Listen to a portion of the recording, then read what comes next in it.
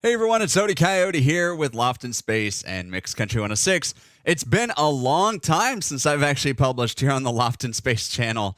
As you can tell from my shirt and probably some of the other videos you may have been following, we've been posting for the past several years on the Mixed Country 106 page, and I've kind of decided that I need to get back onto LoftonSpace. We need to give that some love. That is, by definition, a tech channel. It's what it was meant to be. It was how it was always supposed to be. I took Mixed Country 106 as kind of a tech channel because, we wanted to be open and transparent with it. And, I've had a lot of time to think. For those of you who don't know, I was let go by my former employer back in May with Air.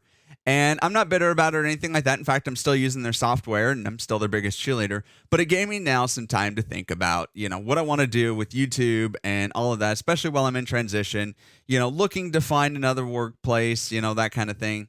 And I really just started thinking about, how can I best help in the broadcast space and also still give an identity to Mixed Country 106? And given that I've already got this existing channel here with LoftonSpace, might as well use it. Now, the station and all that, nothing is going to change with it. It's just if you're interested in all the tech videos happening with the station, it's now going to be on LoftonSpace. We're going to bring it back. And starting today with a brand new episode, it's been a long time since I've done this. What's in my equipment rack? And that's what we're going to be talking about today. And I think you guys will really enjoy this. I spent a good amount of time actually just kind of going through just the overview of everything. And what I'm really curious to find out from you guys is what are you interested in? I'm going to be talking about virtualization, our new server. I'm going to be talking about the automation server with Mixed Country 106 and all of that. So what are you guys interested in? Let me know down in the comments below. Be sure and give this video a like and subscribe if you haven't already. Always really helps the YouTube algorithm. And it helps just show love for the channel here and helps us grow. Who knows? Maybe this could be my next full-time job. Maybe not likely in the near term, but you know what? We got to start somewhere. All right. Well, let's get on to the video here. The first up, we're going to talk about our equipment rack. Then we're going to move on to software. So if you aren't interested in the hardware aspect of it, you just want to go to the software, you can do that. Just feel free to skip ahead in the video. Let's get on with it, guys. Hey, everyone. Hey everyone, it's Odie here. We're going to get started here with our server rack tour actually. And as mentioned in the intro here, this is what makes the radio station and everything here beat and hopefully go according to plans. And we just did a big overhaul. We haven't done an overhaul this big since 2018. So this is pretty big for us. So I thought, even though I've done one of these before, it's been a little bit, so I thought it'd be really cool to do an updated tour for you guys of the server closet for all of you network and engineer geeks like me out there. All right, so we're going to kind of go to the top, but I'm going to have to show you guys a couple extra things that we have here.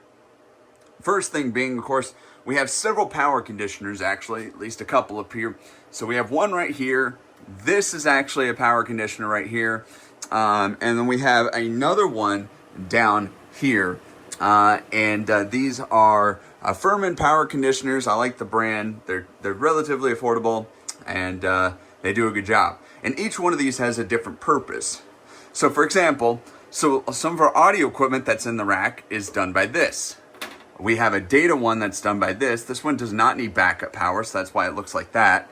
This one down here does. Now we are going to be getting a brand new UPS hopefully here. I'll talk maybe about that, but we're still working with some electricians actually because it looks like we might need to do a wiring to get the kind of backup power that we want to do. But yes, so this is our UPS. This is a disc duplicator. You probably haven't seen one of these. I don't pull this guy out very often, but I've got it just in case I need it. Was using it for church stuff actually for a while. That one's been in previous videos. Had that one forever. One thing outside of the rack I thought I'd point out is this is our fiber modem from Metronet. And that comes into the wall. That does get backup power. Goes up into the server closet. But yeah, let's go ahead and go from the top on down. So we've just got a little bit of odds and ends devices in here. So this guy right here, this is for our Unify Protect. All of our networking equipment is done by Unify. That is so that we can see our multi-view cameras on any TV in the house, and I'll talk about how that's get distributed here in just a second. We have a little Hue hub bridge here. We got a bunch of Hue light bulbs throughout our house, and so not really related to broadcasting or anything, but since our whole home networking is coming out of this closet, that's why. This is a video matrix switcher. So this is a 4x4, meaning 4 inputs and 4 outputs. I can route 4 inputs to any of one of the 4 outputs, even duplicating that. And that's what this matrix switcher does. So for instance, if we look past our door over here, you guys see at the top there, that top screen, the big one that's got the part of the Mixed Country 106 logo. I can switch that to something else. So that should be on number 2. So that's on number 3 here. So this one that's got the number 2, we're going to switch that to number 4. So that way we can see our security cameras up there. So I'm going to do that. Tap that to number 4 and press enter. And then we can come over here. And now you can see it's now showing the security cameras just like the screen is on the right. So we'll go ahead and put that back to number 2. Now I do have a remote that sometimes works, sometimes doesn't, that I can remote control that, and you can see now it's back to where it was. All right, moving on. This device, this is really important. I don't know if a lot of radio stations would ever consider doing something quite this elaborate, but this device here is our P16 distribution box. And what that is a product from Behringer for in-ear monitors. Typically you would see this on a musician stage, that kind of thing. And each one of these is PoE. Each one of the lines goes to a box, which I can show you here. We'll go over to Raven's workstation just because that's easier to get to right now. And each one of them powers this, and it allows us to get 16 mono channels of audio, and these can be from different sources. So from individual microphone inputs to our media mixes to broadcast outputs. So it allows us to monitor different things in the output chain. It's really good for that. And it gives the power and the data over one Ethernet cable. Pretty cool. And I've got one at my desk. We've got one in our den space that I can use. This is just a microphone preamp. I have a microphone in the den area that lets us just have a preamp for before it converts into Dante and goes into the switch. Down here, we actually host our own phone PBX system, guys. This is pretty cool. So this is our Grand Stream PBX device. So this is just one cable. Pretty cool. Power over Ethernet, does the data and the power. That's all it needs. And remotely controlled and everything. But that's where if you call the station, we actually have our own internal phone routing system. So that actually leads me to talk about this guy way up here. This is a wireless DECT system. This allows us to talk to each of our handheld phones that are throughout the house that are wireless. And with that, each one of those phones can have its own dedicated line. So you can call each one of those lines individually, and the PBX system down there manages all that. Now we get to talk about some of the big upgrades we've done. This switch down here has been used for a long time. This now is just for our security cameras because we have a lot of cameras that need 24-volt passive PoE, which is not a standard used anymore. Even Ubiquiti doesn't really include this in their switches anymore. So we couldn't get rid of this old switch, even though it had quite a few dead ports. Luckily enough, all the ports that we need are still good for that, so we decided to keep that around rather than trying to buy new or whatever. This is our brand new switch. This allows us with the ether glow lighting. You can kind of see that. I didn't think I'd actually like this feature actually with Ubiquiti. But this right now tells me what VLAN color it is. So for instance, this blue one right here, I can tell that's one of our phone system ones. It sticks out and it probably is powering something else. And you probably noticed that I've got 2 cables over here. That's because where these cables start all the way to the end are actually 2.5 gigabit per second ports. So we can have extra fast Wi-Fi essentially. Our patch panel, of course, where all the cables in the back kind of come in. And then as I mentioned, the security camera switch. This right here is brand new to us. This is our new aggregate switch. Now, really, it's kind of being used as an aggregate switch. Apologize for the shaky camera here. But right now, actually, we're just using it mainly to power our servers. And I've got one that actually goes to my Mac, Mac Studio Pro. And then, yes, we do have a cable that from there that goes to each of the 2 switches. And you can hear the fans. I do apologize. I did turn off the big fan, which obviously with everything on when we run in daytime hours does make it get kind of toasty in here. So I don't want to go too long before I put that fan back on. But that is another really cool thing that we did. So up here at the very top, actually I should probably mention this. There is an opening. You probably can't see it, but there is an opening up there where the exhaust air from the fans that are up here, probably can't see them. Oh yeah, you can. It's just a little bit there. But we have exhaust fans that pull air up and it blows it into the air return vent to help kind of dissipate the hot air in the room. Does a pretty decent job, but it still gets a little toasty in here. Anyway, so obviously the internal fans here are having to work a little harder. But yeah, that's our aggregate switch here. And then this is our UDM Pro. This is our router and firewall, as well as the main hub for our security gateway. And then we get to talk about the star of the show. 2 of them, actually. So the top one up here, this is the new server. And you might notice these PCs look a lot alike. Well, yes, the chassis is exactly the same. And in fact, the power supply, the motherboard, even the network card is identical between these 2 machines, but everything else is different. Starting with RAM. This guy up here for our main server, this has 128 gigabytes of DDR5 RAM. Pretty impressive. And then we need that because we do virtualization. I'll talk in a little bit about how we do our virtualization and what we use for software. But just know for right now, this allows us, especially for our network attached storage for caching, so that we can read files stored on the network at basically, I did a test on this, it was at 1 gigabit per second read speeds. Which is really, really important when we're trying to access files quickly, and at write speeds at about 135 megabits per second, which is pretty cool. Now, obviously, we have dual 10 gigabit cards on here, those SFP Plus, and that's why I mentioned they go into this aggregate switch here. That's all that really is connected. This first computer here, just power and network. That's it. This bottom one here, this is specifically for Mix Country 106. It runs Windows 11 Pro and has 64 gigabytes of RAM in it.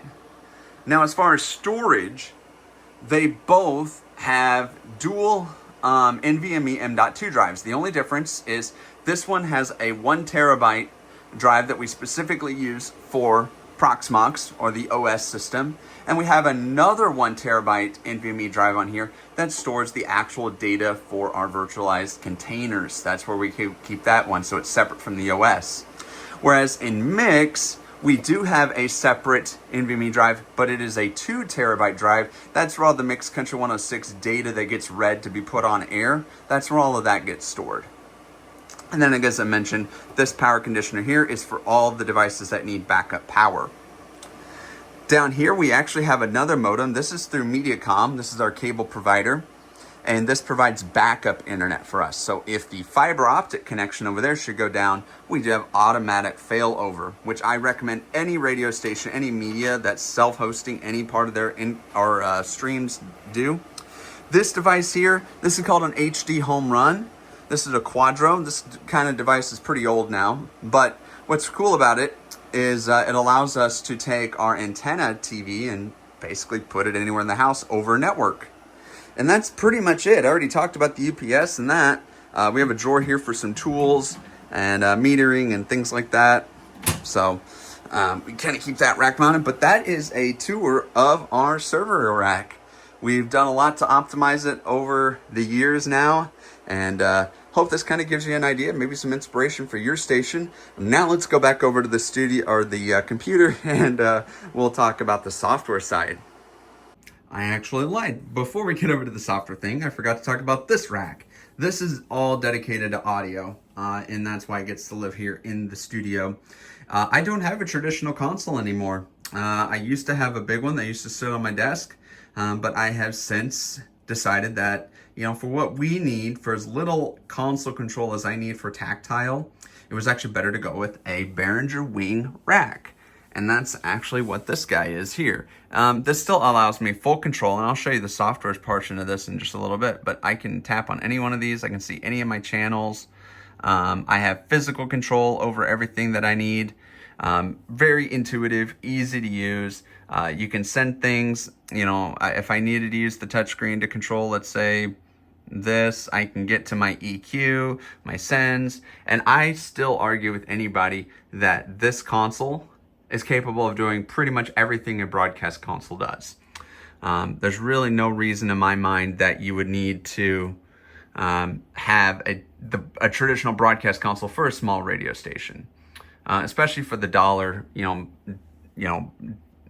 value per dollar, I guess, if you will.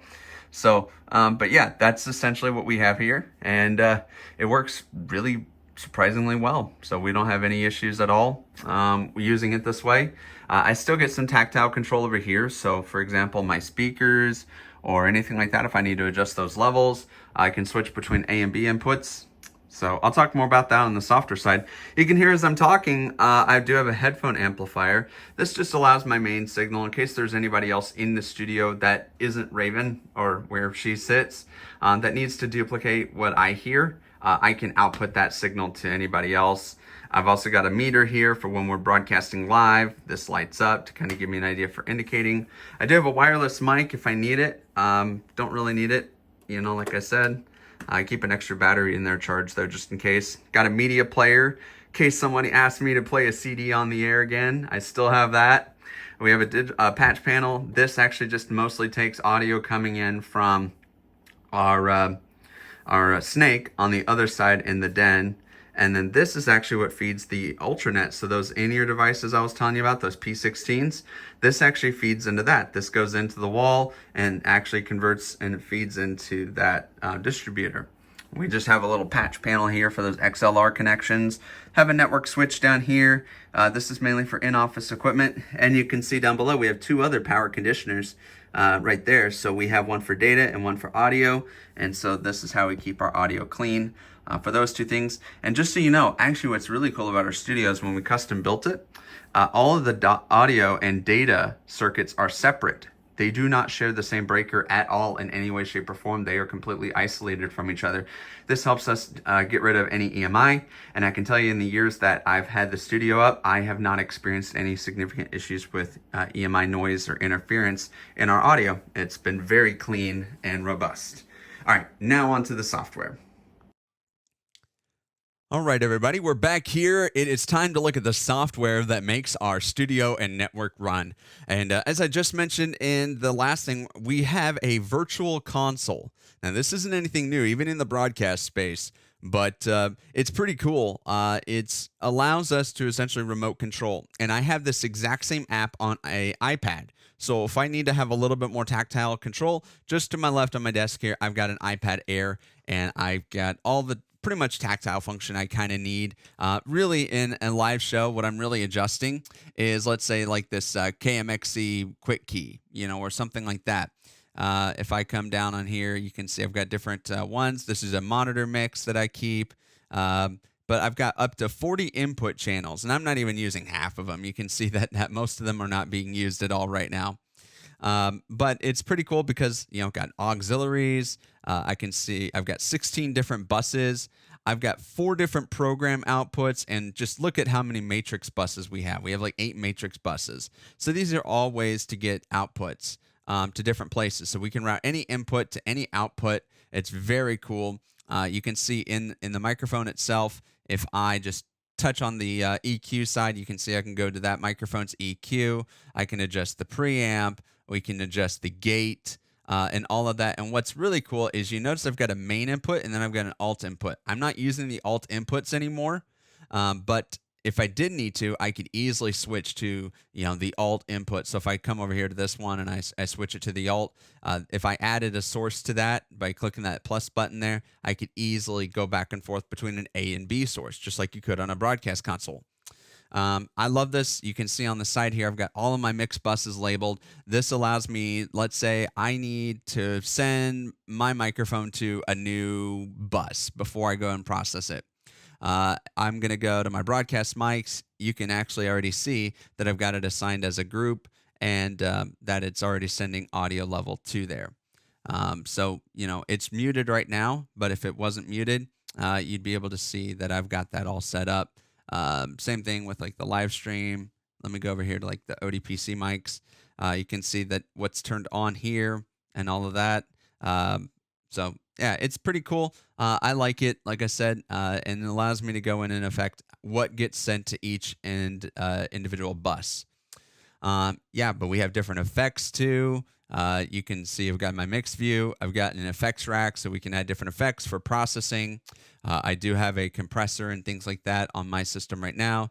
I can get an overview of all the meters on the system. I can do all my routing digitally. And what's really nice is, with Dante, especially on this card, is this actually has if I go to my sources here, if I can click right, and I go to my WD Dante in, you can see I've got 64 channels of audio here that I can route things to. And right now you can see I'm only using really not even half. But that's one of the other big things over a broadcast console that this does is I get so much more routing options. And this console, by the way, was just $1,700 or around there, between $1,700 and $1,800. You can't touch that in the broadcast space, not even close. So, I think that for the price for the value is unheard of. And I have easy access to my mute on-off switches. So once you kind of get the idea that if it's red, it's off. If it's off, then it's red. And then if it's like that, then it's on. It's really not that bad. It allows you to very quickly get things done. But yeah, that's the console. Let's move on. Let's talk about, because I told you guys I have a server and we do a lot of virtualization. So that means I'm running like different operating systems within one operating system. And in the broadcast world, a lot of you guys might be like, well, what the heck is this? And why would I want it? I'll give you guys some examples. So if I go over here to here, this is what it looks like. So this is Proxmox. This is running on a Linux distribution with Debian. And I've got this installed on that new machine, and it allows me to run virtual machines underneath it. And it manages all of those connections for me. Each one of them has their own IP address. They have their own identifier, their own MAC address. They show up just like any other actual dedicated hardware would be. But instead of needing, I've got 8 different virtual machines on here. So instead of needing 8 different physical pieces of hardware, I just need one, and I allocate so much of the main system's resources to that machine. And most of these don't need anything. We're talking like maybe 1 gigabyte of RAM, 1 CPU core. That's really all they need. The biggest hungry ones are my NAS, and I've got Home Assistant on here for our home networking. But Home Assistant really could even be used in a business environment because it allows you to automate so many different things. You can use it to automate your lights at night. In your station and have automatic switches and things like that. And you can control all of that locally. That's one of the big things and why stations might do this, because it can, depending on how you use it, save you money on hosting cost and cloud storage cost. For example, I'm running TrueNAS, so that's one of the machines that runs underneath here. The hardest thing that I had to do is on the server was get a SATA card that's running on a PCIe connector. I had to get that hardware passed through to TrueNAS so that TrueNAS could see not only the SATA controller, but the drives, the 4 8 terabyte drives that we have that are connected to it. Once you get that done, it can pass that directly into that hardware. And so when I look at my TrueNAS system here, you can see I've actually allocated 62 gigabytes of RAM total to just this system, and that's for that caching I told you about. Excuse me. So And here we can see all of our data sets and shares. This can do your SMB shares, so like your Samba and all that, so that Windows and Mac can both see it. You can also do NFS shares. I tried this out. I couldn't get the permissions to work the way I wanted them to, so SMB shares it is, and this works just fine. So you can see in my data set here, I've got one for application backups. I've got one for Mix, LoftonSpace, one for me and Raven personally. We also have a shared media one. This is actually where our master media library collection is at. And I'll show you an application that's pretty cool that you could allow your entire station, essentially, if they need to access different media for whatever reason, outside of an automation system, even a way to do that. And I'm using Jellyfin. And I'll show you guys that in a little bit. I've got one for worship radio. This one's not active anymore. I just keep this one around in case I ever want to bring that station back. I didn't have the heart to get rid of it, but it was a Christian radio station I was thinking about launching. But yeah, this is TrueNAS. So this is a network attached storage solution, and it runs inside of Proxmox. Literally, if I click in here and I go to console, I can see the different options and things that TrueNAS allows. This is a backend, be a Linux system and whatnot. But yeah, it's pretty cool.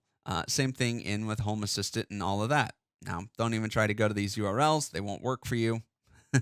But anyway, you guys get my point. But one other thing that I do, and this is something that I could see a lot of people wanting to do, is I actually have my own streaming server. Now, I don't directly host from this because I use Live 365, but if Live 365 should ever go down, I actually have a backup. Now, I use Azuracast for this.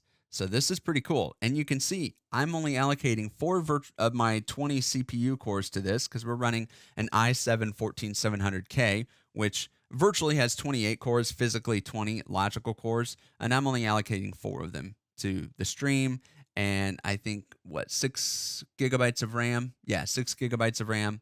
And this is cool. So let me kind of go over here. I'll actually have to bring this one up on the front end side. So if I go to stream.lofton.space, you can see I got a login here. I'm going to log in with my login. I've got 2-factor authentication on here. And you can see I've got my backup, and I can literally just play this, and it brings in everything. So if I needed to switch, and this is self-hosted, by the way, meaning my automation system directly sends data to this as a backup stream. I can easily switch to this with metadata and all of that included. It is literally having your own IceCast server, essentially, right inside of your house. Now, if that's okay for you in streaming and you've got your royalties taken care of some other way, this could save you, 10, 20, 30, 40 bucks, even more a month off of traditional streaming. And that's why I think it's a really good solution, at least for a backup like I'm using it. So, that's our streaming. And you're probably wondering, how do I expose these to the outside internet? One of the virtual machines that I've got on here is called Cloudflare. This is just an application that runs in one of the containers. It does not need much at all. You can see I'm giving it 1 CPU core, and I'm only giving it a 0.5 gigabyte of RAM, 512 megabytes of RAM. Needs next to nothing to run this thing. Next to nothing.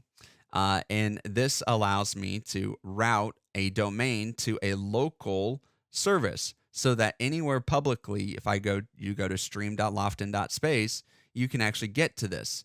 And that's also how I can expose this to the public page. So if I click on public page, I'll open this up in a new tab. You can see it brings up a player here.